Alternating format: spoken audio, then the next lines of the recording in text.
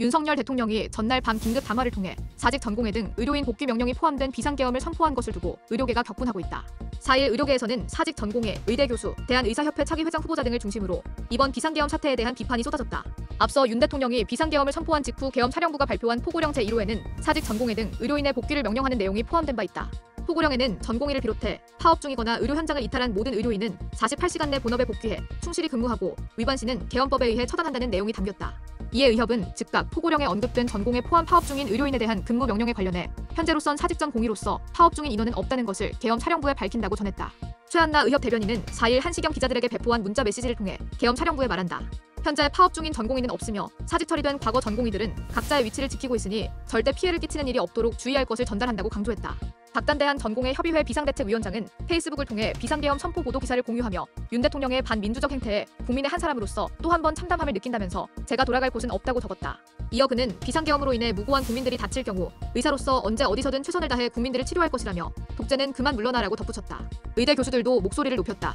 전국의과대학교수협의회와 전국의과대학교수 비상대책위원회는 입장문을 내고 사직한 전공의들을 아직도 파업 중인 것이라는 착각 속에 복귀하지 않을 경우 처단하겠다는 망발을 내뱉으며 의료계를 반국가 세력으로 호도했다며 국민을 처단하겠다는 언사를 서슴지 않는 것은 윤석열 정권이 반국가 세력임을 자인하는 바라고 비난했다.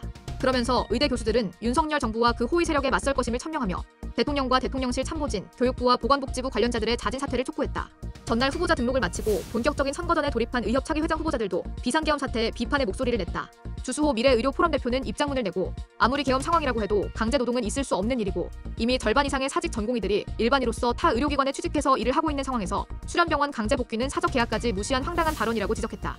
이어 그는 가장 충격적이었던 부분은 의사가 본업에 복귀하지 않으면 계엄법에 의해 처단한다고 한 것이라며 이는 평소 전공의를 억압하려 했던 정원의 의도를 계엄을 통해 명백히 드러냈다고 비판했다.